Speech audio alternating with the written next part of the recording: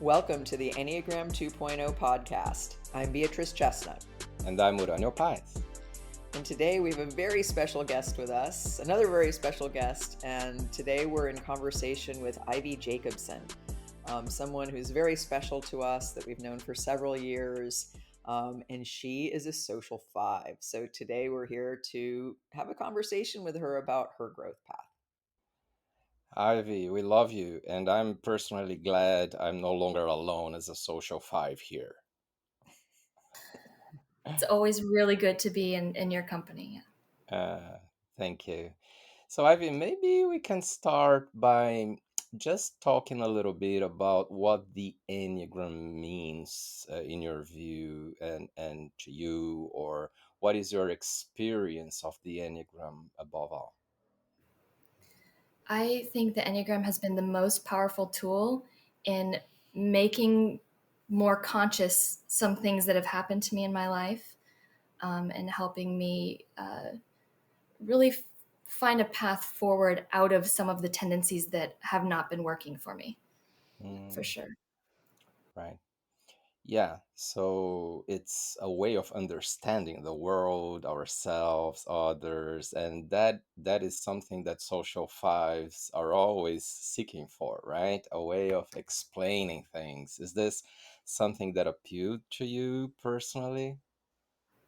Yes, I mean, there's that, some weird notion we live with that if we understand it, we don't have to feel about it. So I think that can be a trap with the Enneagram sometimes. If we understand why people are the way they are, or why we are, then maybe we don't have to feel any way about it. Yeah, super agree with that. And at times, the understanding is a gateway into having other experiences later.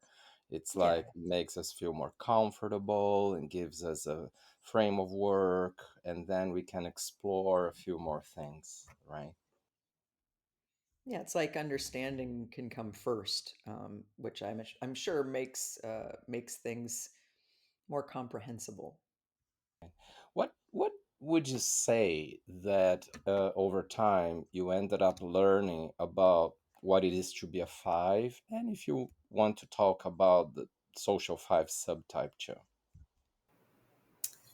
Yeah, I mean, for me, I feel like the social subtype really comes into play because my whole life I was really, I mean, I don't think it showed on the outside, but on the inside, I was really fixated on like, what is this life about?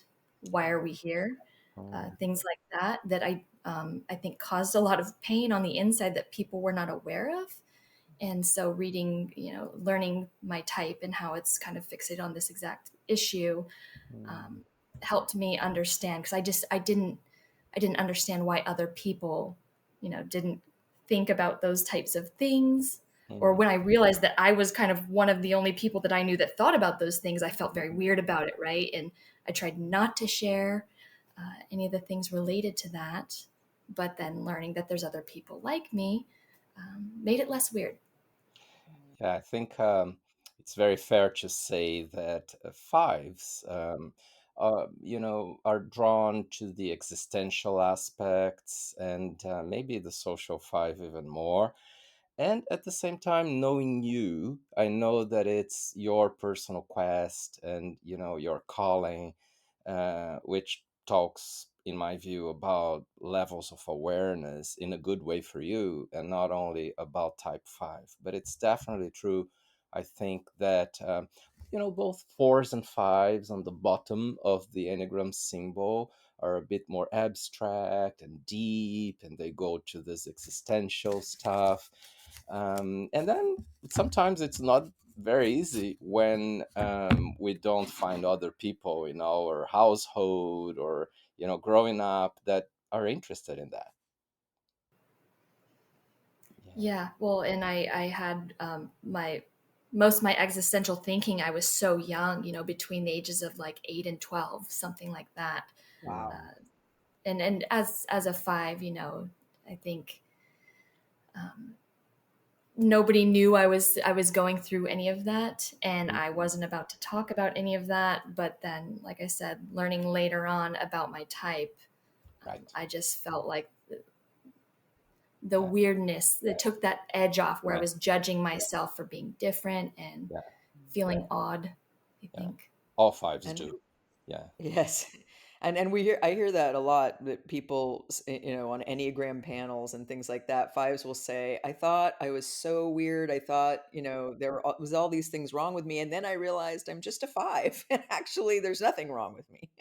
Now, yeah, and I believe you mentioned once that you come from a household of not many head types. Yeah, so that might add to that feeling of being out of place. My parents are body types, and my siblings, I, except for my sexual four sister, who's Mm, heart type. mhm. But yeah, I think my life was tailored to very body type activities with all the sports and things like this. It was not, yeah. I felt very out of place. And I think that's why maybe I was not about to share some of the more existential things because it Uh, wasn't, wasn't part of my environment at all. Mhm. right. Yeah, and that invites a five like you or me to go even more inside and stay with those thoughts and process them inside, right? Mhm. Yeah. Yes. And And how that's did pleasant for a five personality, and it gets richer and richer. It's not that fives would complain in the beginning, although later on, someone like you, because of level of awareness, as I said, starts feeling alone and the pain of that, and wants to connect and to find other people that can resonate with this, right? But we'll get to that. B. I'm just wondering, how did you find the Enneagram? I know you said you came from a sort of family of body types and you were having this inner sort of questioning about the meaning of life, as social fives will. How did you find the Enneagram? Well, when I look back at how I had kind of experienced like massive growth shifts by the time I even learned about the Enneagram, Mhm. and it was kind of a lot of different moments of kind of cracking, like creating lots of fissures, breaking in certain ways. And I think people who know me can tell that through behavioral changes, Mhm. but it wasn't something I talked about. It wasn't, super self evident. But they did have to do a lot with the existential questioning. Um, and then I was having this big moment where the way I thought reality worked wasn't how reality was showing up to me. And I was worried that I might have mental health issues. So I started looking into everything psychology, and I was doing all the personality things. And I came across the Enneagram, and learning that I'm a five. First of all, I was like, this has been, maybe the core of what's created all these problems. Mhm. And I loved that it gave you a path forward and out of it. That was nice as well. Yeah. And I immediately I ordered your book, and when I read your book, I just felt like you knew you knew more than you were giving away in your book. Like your book is very psychological, right? You're very academic, but it just felt like there were some things that you might know Mhm. that you weren't sharing in the book Mhm. that could be very helpful for me. Wow. So I had only known the Enneagram for about 2 months when I'm like experiencing so much anxiety about my own situation and the way reality is appearing that I just book a flight straight out to California and I go do this retreat with you guys, a workshop. Workshop. Yeah, yeah, I remember when we first met you and you came to our workshop. It was one of our professional workshops, and you had just learned about the Enneagram, and you just decided to come, and it was really a wonderful experience meeting you there. Yeah. And I want to emphasize it once more that I think what we hear from you is partly the five in you, but also partly, a personal experience of levels of awareness. And whoever wants to understand more of this, just go back to one of our episodes on levels of awareness. It's like individuating, becoming different, seeing things that we didn't used to see before. And it's what I think is the passage between level one and two, but also in your case, perhaps already having some spiritual experiences. So that speaks to you also, Ivy. In and knowing you, I think that that makes a lot of sense. But I think it's also true that fives are very interested in this kind of thing, but also I don't know if you resonate with what I'm going to say, because I see similarities about how you got to a first Enneagram course with how I did. It's a little bit like we research so many things, and there is something in us that is very rigorous, and in which we sort of um, put behind or put down many of the things with research as being lower level. And then when we find something that feels amazing or really is comprehensive and deep, then we go all the way in, and we want to study all of that. And it doesn't take much time to just go to a course and dive deeply. And I think I'm speaking more about the social five here than other fives. But does this make sense to you?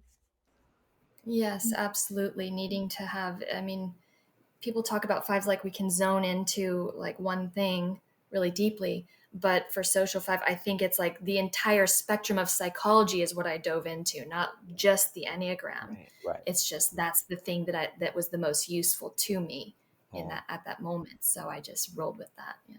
Right, welcome to my right. world. Yes. And I think like Uranio is saying, I think it's the five in you, but you were also having a genuine expansion, like a kind of a spiritual expansion. And we know you pretty well by now, and we know that you are someone who has a lot of spiritual capacity, right? Someone who is, has some natural connections, and is someone who's has a lot of capacity to experience higher levels of awareness. So I think it's helpful for people to know that your story is definitely one of a five, being interested and looking to understand reality and your experience of life as a human, and that you were having a kind of expansion that anyone would say like, whoa, what's going on here. And so I love that as a five that it sent you on this quest for understanding, and that quest led you to the Enneagram, among other things. But that the finding out you were a five kind of helped explain and give meaning to the experiences that you were having. Yeah, and it's interesting because at that point in time, I had never talked about any of this type of stuff, the existential stuff. But what was going on was so alarming to me. I was talking with a sister-in-law who's identifies as being a two or a three, and just us being able to use the Enneagram to like make light of certain things and to play around and whatnot. I think was really big for me in that moment, and uh, it was it's also the first time I think I really experienced the power that comes from the support of a friend, right? Mm. Authentically. Yeah. Because I hid and I suppressed and I didn't talk about so many things and this was the first experience I had doing that. I think that's what kind of even expedited what was going on or like kept fueling this weird shift I was having was just talking about it with someone who was actually paying close attention and trying as much as she could to understand. Mm. And that was really important. And then, the other thing I just wanted to mention was then I go and fly out and see you guys. And I didn't even know that Uranio was going to be there. I had no idea. I thought it was, I had read your book and I knew it was your thing.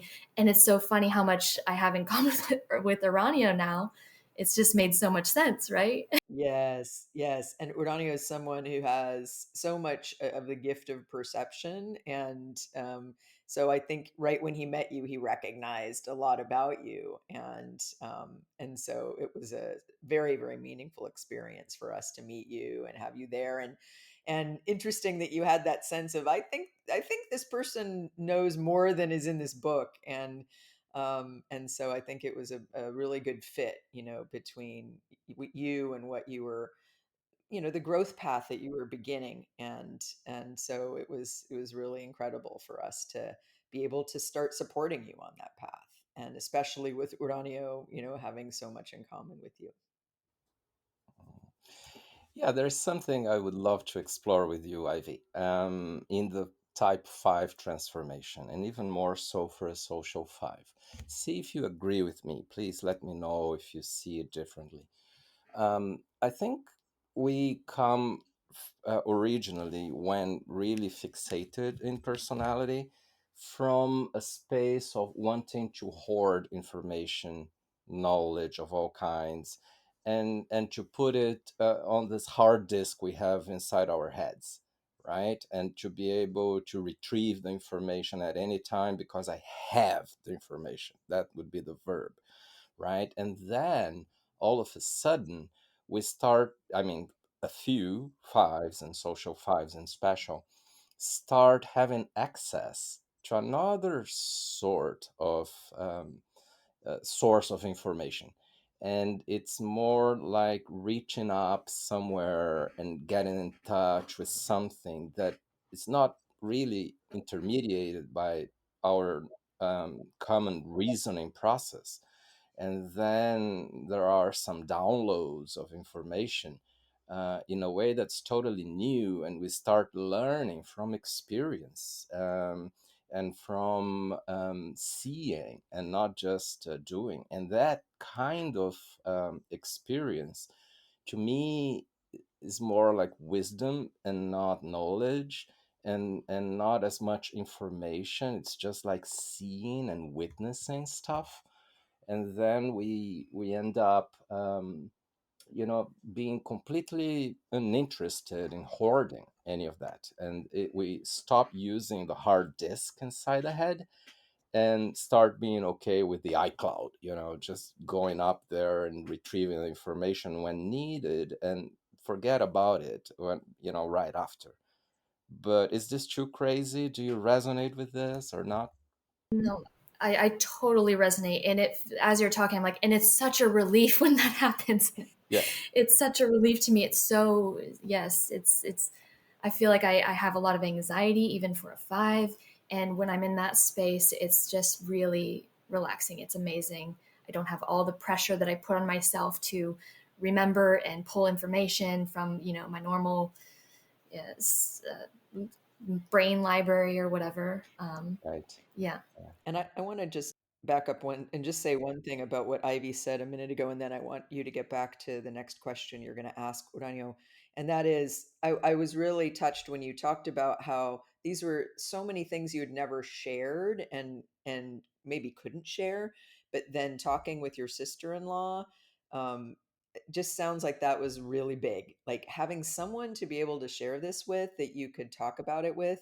I often think that talking about the Enneagram with friends is one of the best parts of the Enneagram, because it's almost like someone you can speak a new language with, and someone you can talk about things that are hard to understand without a sense-making framework like the Enneagram. And so I just think that that would be big for anybody, but especially for a 5 who'd maybe have a lifetime that thus far, like having things inside that felt like they couldn't be shared or no one would understand. So I just wanted to kind of mention that that sounded really, really important and really crucial, and that you could start then having the experience of being able to share all of what had been inside for so long with someone else who was, like you say, listening and understanding and appreciating what you were talking about. Yeah, well, and it happened at the perfect moment, I think, for both of us, where she was going through something as well. She was kind of unwinding some conditioning around a religion she had grown up in, and I think that I'd never. Well, let's say this. I think sometimes in the Enneagram world, when people deal with 5s, especially when you think about a 5 child, it's like, well, the 5 parents think the 5 doesn't want the parents to ask questions or interact, and then the child perceives that the parents won't listen. Things like this, where it's like one or the other. And I kind of feel like in my life, it's really clear that I had a belief that like nobody was interested and nobody would listen, and it was gonna be weird and all these things. And so whenever I would hint, reality reflects back what I already believed. Mm.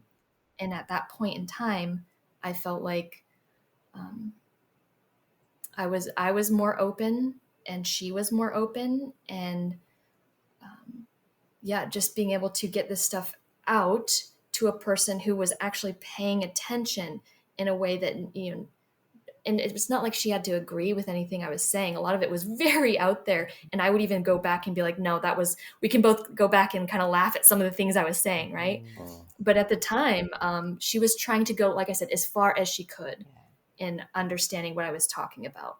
Yeah. Yeah. And of course, I think as a 5, sometimes this is the silver lining is we do that for other people, I think. Yes. Or at least that's my experience of doing that for other people, but it's not usually reciprocated. Right. Right. Yeah. Beautiful. Yeah.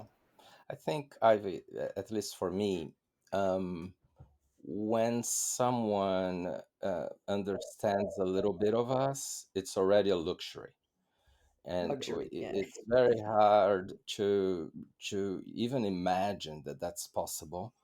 And you know, some people just judge that fives under communicate, and that's totally right, but it's not the whole picture.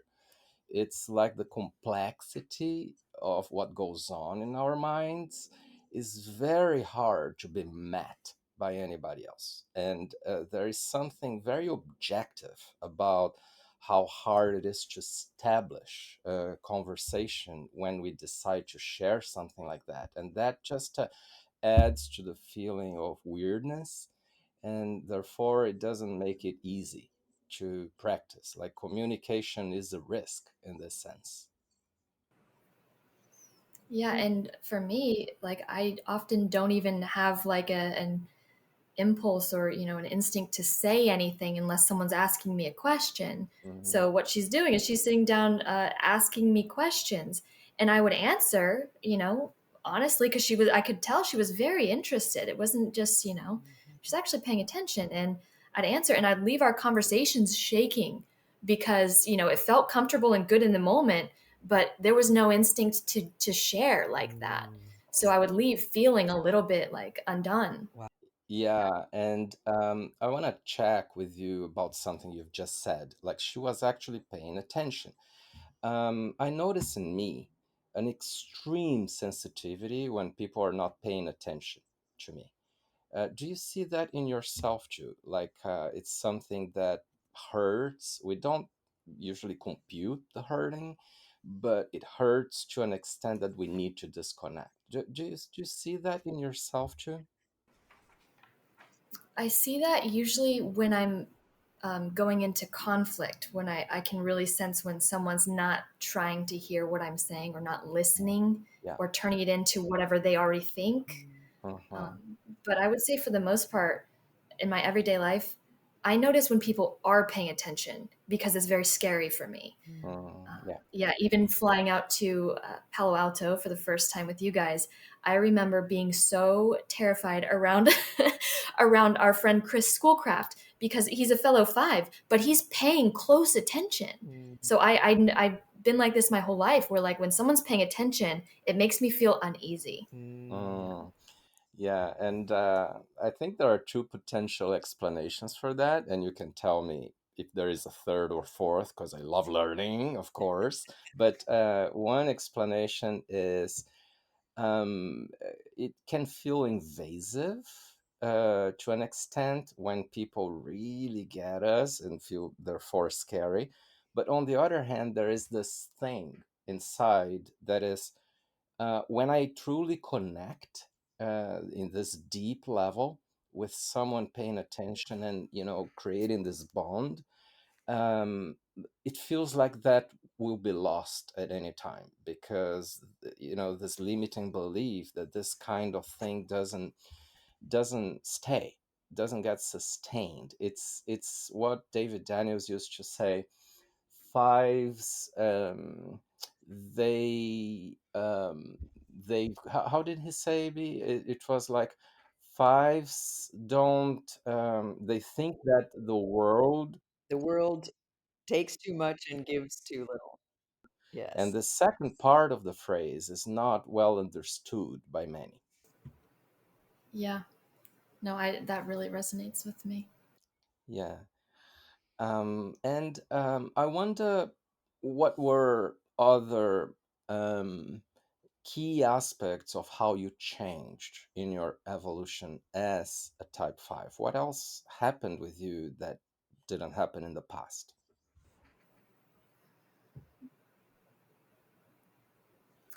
I mean, the absolute biggest shift is having like authentic relationships now. Like absolutely hands down, having friends that I really don't, you know, it's like I was walking through life masking, and for me it's like I was even trying to figure out ways to identify with the mask and get rid of the weird thing underneath.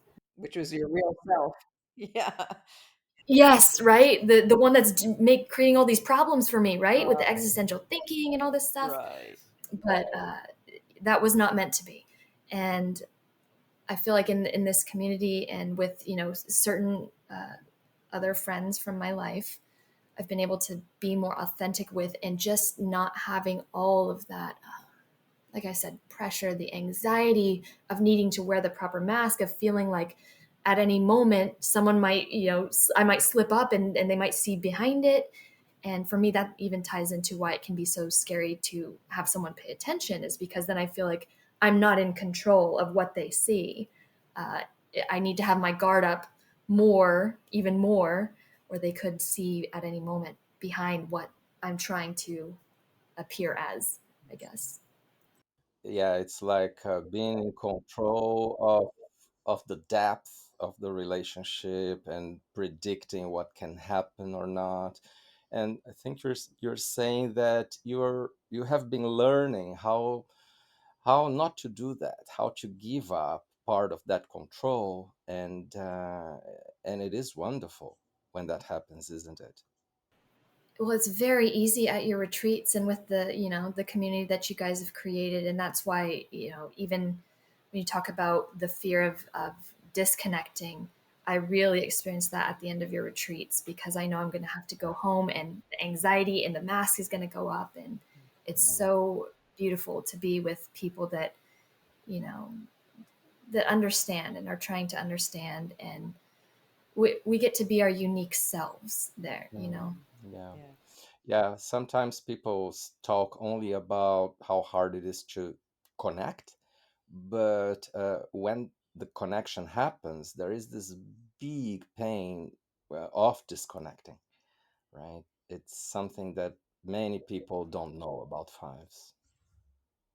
Because, you know, it's almost like when you even look at, you find it in the sexual instinct, right, where what's described in the sexual instinct of this person who's looking for someone who they can really totally be themselves with, or something, you know, to that effect.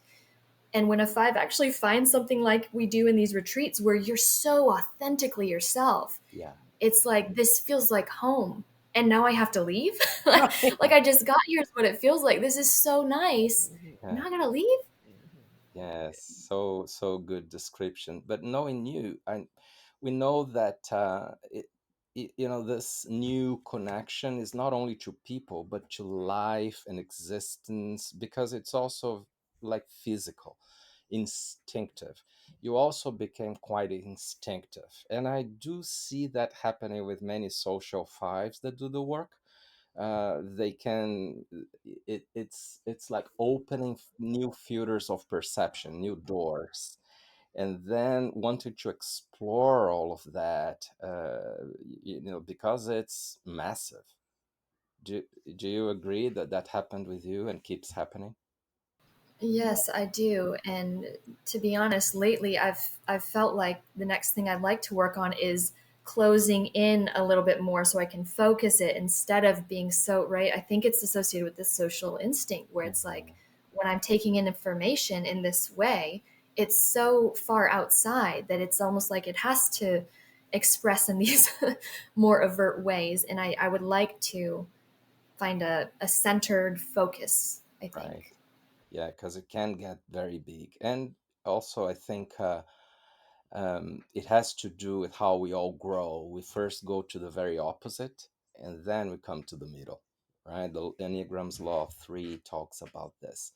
And I think you're getting there, because it's been, happening for you for quite some time, exploring the senses and the beauty of the air around us and reality, and experiencing the invisible. And I really appreciate seeing you doing that, because I can even learn more about what happens with me. Yeah. And it makes a lot of sense for me that this is how it would show up for several reasons, right? Because in personality, I don't want to be seen and visible, and I don't want to be in the center of the room. I don't want to be, having a lot of attention. But the nature that it shows up is calls a lot of attention, and I also it matches my background in sports, right? So I Mm. feel like in day-to-day life, I was very anxious, but I feel so at home on a basketball court or a soccer field or any type of team sport even, right? Where I just feel relaxed. I feel joy. Like I can have fun. Like I laugh a lot. I don't take my sports too serious, but I work hard because it's more fun the harder you work and the more you're able to do. So to me it's almost the same thing when I experience these other spiritual circles. Yeah, and the importance for a five to go to the body. Otherwise, the body can be just a support for the head. Yeah. Yeah. Yeah. What else do you think that people usually do not get about fives in general? I don't know about fives in general. It just came to mind something that shows up in my life sometimes when people know that I'm a five. Yeah. Um, that there can be a lot of hesitancy around touching me, and for me it's like the secret is like I can be uncomfortable with my own body and my own touch, the way I go in to hug someone or something. But for me, if someone else shows that and mirrors that back to me, it's like makes it way worse. Yeah. So what I really like is for people to actually just be you around me. I don't want to have the impact, right? In personality, I don't want to my impact to be shown back to me. So if you know I'm a five, I still really want you to be deeply you. If you're a big emotional four that gives giant hugs, like come do that to me, right? Is how I feel. Yeah, I totally agree with you. It's the same experience I have. It's like we'll very easily let you know if you do anything wrong, but don't play our game, you know? Yeah. I think sometimes people get stereotypical ideas of somebody else's type, so don't like overreact to some stereotype you have in your head about what a five is, like be with them in a human way as you normally would. And again, the five will tell you what the boundary might be if there is one. Yeah. Well, and another thing just came up too. I was thinking, well, because my life was so sports centered, um, I did not identify as someone who was super smart. I think, I had peers who, would vote me to go take this certain test for them, collectively, like things where people like acknowledged that I was intellectually, you know, smart. But for the most part, I didn't identify like that. So when people learn about the Enneagram and the types and I think they're trying to connect and, create a connection, they can kind of overemphasize the smart aspect. And it makes me feel really uncomfortable sometimes because, like I said, I didn't identify like that. And then I start to feel like there's an expectation that I should appear really smart Mhm. or something along those lines. I don't know if you ever experienced that. Yeah, I think I do. I think fives can vary when it comes to what we are talking about now, but yeah, and it depends on the upbringing context, in my view, or even national culture. I don't see that kind of thing happening much with fives in the country I'm living in now, the UK, for instance. But I see it happening more in Brazil, my original country. But anyway, I think there is a focus that we have, especially social fives, on what we don't yet know instead of what we already know. So it feels like we're still very incomplete, right? And that there is so much more to do, and we end up not really understanding how much we already know. I totally agree. Where it's like somehow this it results in us speaking in a way that might sound, particular, and we're using certain words, and it sounds eloquent in some way.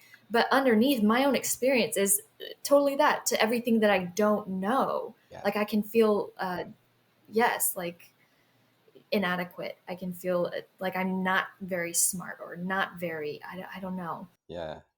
And then we might wait too long to share what we already know, right? Like being in a party, having a talk with people, someone starts talking about something we know quite a bit about, and then we're not saying anything. And for instance, a 7 or 3 starts talking about that, knowing way less than we do. This kind of experience I hear from many fives. Yeah.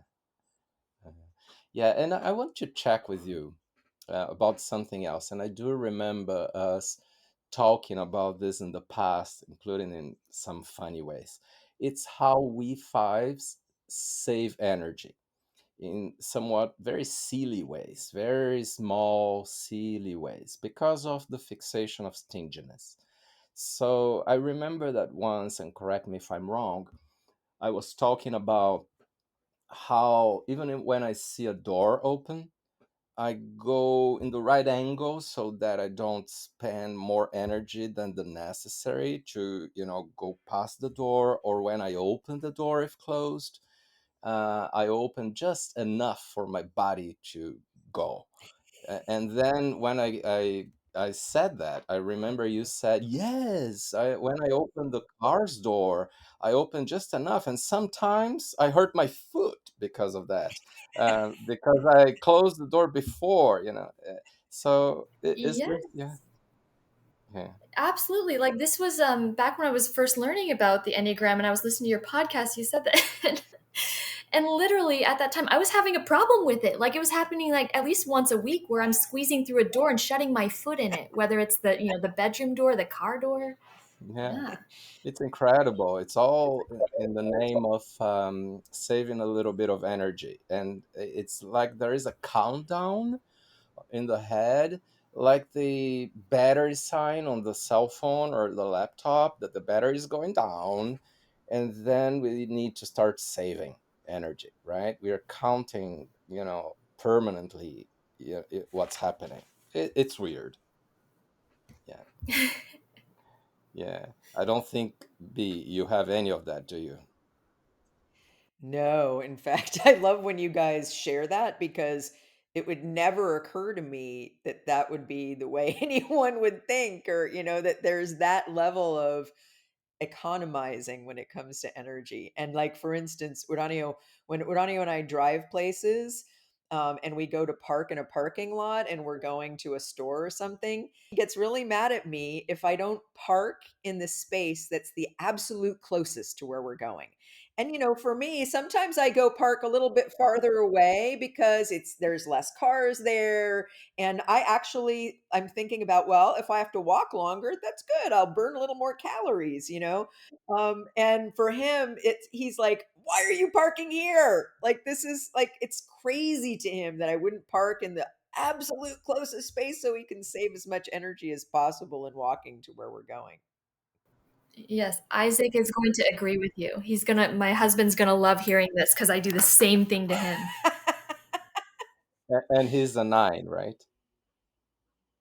Yeah. So past uh, 9. Yeah. To be honest, a good number of times that I say this to you, be it's sort of joking with you and myself, but there is always a first thought of judgment of anyone who's not being logical and not doing the absolute most efficient thing, right? It's Energy efficient and Yeah, and then we logical. start believing too much in logic and in the power of the mind and the calculations that we always do inside secretly. Actually, Yeah. between, just me and my husband, I feel like that's something that drives me nuts. Just with I'm a stay-at-home mom. So the day-to-day activities like laundry, dishes, the mundane things, cleaning, I just sometimes I watch him and I'm thinking like there's such a more efficient way to do this. Mhm. Uh, but he's not doing it that way. But then on the flip side, what I'm really running into lately is the fact he does so much more than me because he doesn't have to sit and think of the most efficient way to do it and execute it like that. He Yeah. can literally just go do it. And so because he's always constantly just going and doing things, so much gets done. And they don't care if it's not the optimal way. They just give it a try one way or another while we're planning, right? Mm. Yeah, it's like the ongoing joke Uranio and I have. I'm always trying to get him just to go walking with me, and he always says he doesn't like walking. He likes having walked. It's almost like the mental experience of thinking about walking is better than the actual walking. Yeah. What can be even crazier, if people want to understand how crazy fives can be, is thinking of walking, simulating the walk in the head, and then not even remembering if I walked or not. I mean, this doesn't happen anymore, but it used to happen in the past. Yeah, I couldn't tell if I had had a conversation with someone, if it was in my head or if it really happened. That's what I was just about to say is there are some conversations I'm not sure whether they actually happened or not. It's embarrassing, yeah, but we are opening up too much here. How is it to be a type 5 parent? Well, um, the first word that came into mind is guilt, to be honest. Mm. I think because I can feel so overwhelmed, easily overwhelmed. I have three little kids, 4, 5, and 8. The oldest just turned 8. It's a pretty wild, wild age, right? Where there's not a whole lot of logic going on.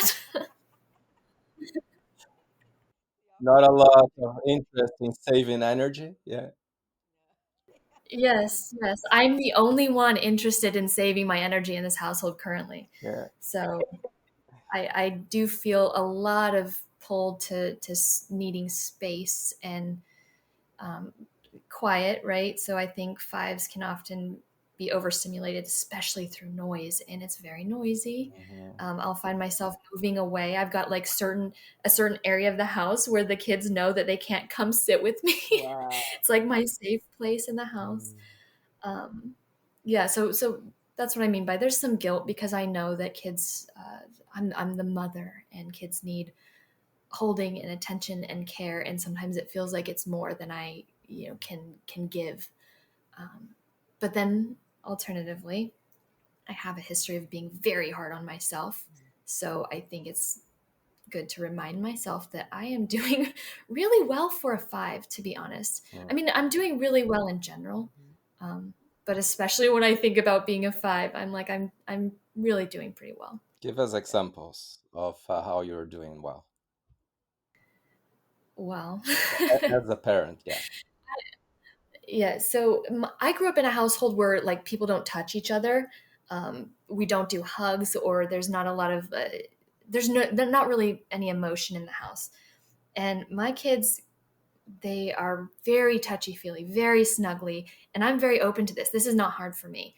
It gets to be too much when sometimes they're all three on top of me and they start wrestling, or like my oldest is he's kind of a mama's boy, and so he's getting older and he'll come in and try to like replicate my husband and be like have his arm around me and rubbing me in a way that's like, well, that's how my husband touches me, and it makes me so uncomfortable.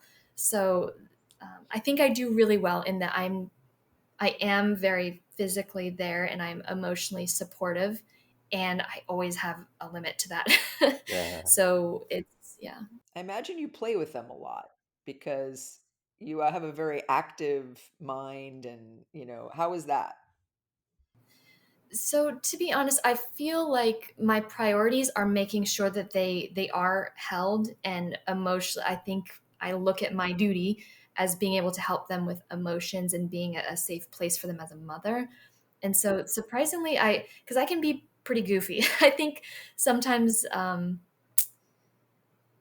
I just don't, I feel a little bit maxed out occasionally with having to deal with it. Like I said, I think the stages that they're at are not logical whatsoever. So I'm dealing so much with pure emotion and some tantrums and them fighting. And so I'm doing a lot more retreating after that than playing. But luckily, Isaac is always down to go wrestle. They love to wrestle. So he does a lot of the playing, and I traditionally do more of the emotional side, which is probably why I feel so maxed out. Makes sense. Makes sense. And I think anyone would be overwhelmed by three kids those ages, but makes sense that a five would get maxed out at times. So I hope you don't feel too guilty because it sounds like you are doing an excellent job. And knowing you, those kids are very lucky. Thank you. Yeah, and when a five parent manages to have, a certain amount of time agreed upon for, being there, and when there aren't many, too many demands on them, then the feedback that this type 5 parent gets usually is, wow, you're fully here with me for this time, and you're available, and it's wonderful. So it's a lot about quality of time, I think. Do you notice this with you? Yeah. And once again, it probably circles back to paying attention, right? So I can be completely checked out and paying attention this direction, but when I'm with them, I'm paying very close attention to them. Yeah, yeah, so interesting. What is anything else that we didn't talk about when it comes to being a five, or about the five's growth journey? One thing that comes to mind is I think when I learned about the Enneagram, uh, in consciousness studies in general, right, we have this idea that we just need to pay attention to our inner experience and make all these behaviors and all these things more conscious. And we get stuck in, or for me, I get stuck in trying to do that all the time. But I think in terms of what's really important, maybe more so for fives than any other type, but I think for people in general, is to have periods where you're not paying attention to your inner experience, where you're actually just going along and I just feel like so much of this journey of making things more conscious requires you to be unconscious as well, Yeah, to just be living your life and going about your life. And then we do the mental aspect of catching up with what has been happening or what just happened. yeah, I think my biggest shifts have always come after a long period of just going along and just living my life. right. Yes, I love what you're saying. Yeah, it has a bit to do with spontaneity, right? With just following the flow. Yeah, and yeah, yeah, I think that's so important for us fives, and for our five type five listeners that are trying to sort out one or two things they can do from now on when it comes to their own self development. Do you have any hint, any suggestion? Sorry, you said the question was what any five can do for. Yeah, our type 5 listeners, if they are trying to sort out one or two things they can start doing to, boost their paths, what would this be in your own advice? Yeah. So, what comes to mind, the most powerful thing for me is, first for me is not being afraid of my fringe interests, my strange interests, and going down that, and then playing with that, right? Like I think for me, when I just authentically go with what interests me, there's always an aspect of needing to also tap into like my inner ding dong who just like messes around and literally, I mean, collects like sticks and leaves and dries them out and Yeah, makes little crafts with my kids and stuff like that. But is also using some of the studies that I've looked in, and I'm very interested in kind of more esoteric studies. yeah. But I think this isn't just in that realm. I think it's with anything that authentically interests you, Mm-hmm, going with that, and then incorporating it into play in your everyday life. mm-hmm. And I think massive expansion can happen specifically from that, even if you don't think it, connects in some way. I think it always connects in some way. Yeah, lovely, love it. And any hint for people who relate with fives in their lives? Do's or don'ts? If a 5 comes to you with a problem, it's because they can't solve it themselves. I feel like, the last thing I want to do is to come to someone else with something that like I would rather solve myself. I always would rather solve it myself. But if I'm coming to you with an issue, say it's a relationship or something, don't take it lightly, because I've totally expended my energy trying to solve it myself, and I really need help. Mm, So I think sometimes when people dismiss something a 5 brings up, even if it's just sounds so subtle that we're poking at, I yeah. think you need to pay attention if it's something that seems unpleasant even. Mm. Yes. Yes. Anything else you want to say about what your study of the Enneagram has brought you or helped you do? I know you said having more authentic relationships was extremely important, makes a lot of sense. Anything else the Enneagram, any other ways that it helped you as a 5? I mean, I really feel like it's just given me permission to do the things I naturally want to do anyways, which is like play, right? Mm, I think we have this air of being too serious as a 5, and knowing that the two arrows I need are the 8 and the 7, right? And that's taking up space and doing silly things, right? Like just not thinking too deeply about things. And it's like I think there's this pull that I've always wanted to do that, but there's in my mind, oh, you need to grow up, and maybe that's the social 5 growing up a little too soon.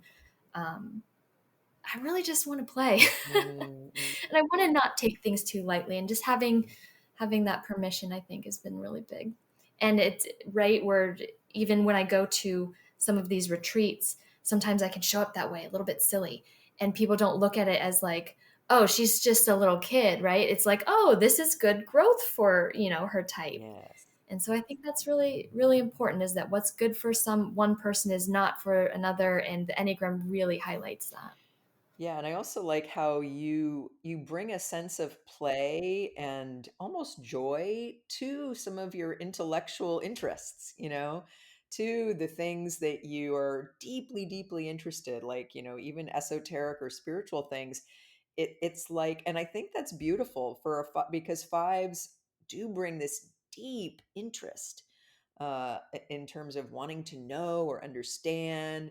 But I also think there's a kind of play that happens in that space of knowing more and exploring and seeking to understand. And I love the spirit that you bring to that. And I know that when we first met, you had some concern, like, is it okay if I think about this? Is it okay if I'm thinking in these terms, or seeing something a certain way? And I think, from my sense of you, a big part of your growth has been it's all okay, right? And if it's interesting to me, and if I'm having fun, like learning these things or seeing new things or exploring new territory. And I think that's something that's really beautiful in you as a 5, is that you've been able to bring that sense of fun and play to the, in some ways very serious, very meaningful explorations that you've done on your path. Yeah. To me, the way I talk about it is it's a great growth stretch to be silly. Yes. Anyway, thank you so much, Ivy. This was beautiful. I'm pretty sure that our listeners enjoyed knowing more about fives and about you and social fives. And I think it was useful for people too. Yes. Thank you. Thank you so much, Ivy. That concludes this episode. We hope you join us again for the Enneagram 2.0 podcast, where we talk about all things Enneagram.